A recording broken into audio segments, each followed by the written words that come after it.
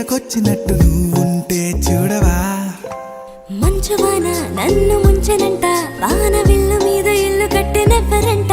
ఈ లోకమంతా నిన్ను చూసినంట, ఏ దిష్టి నిన్ను తాకకుండా ఇంటిలోన దాచుకుంటా. రంగు రంగు తారలన్నీ తొంగి తొంగి ఒక్కసారి చూస్తున్నా ఏంటిలా. ఆ పైన లేని వెన్నెలంత నేల మీదకొచ్చినట్టు నువ్వంటే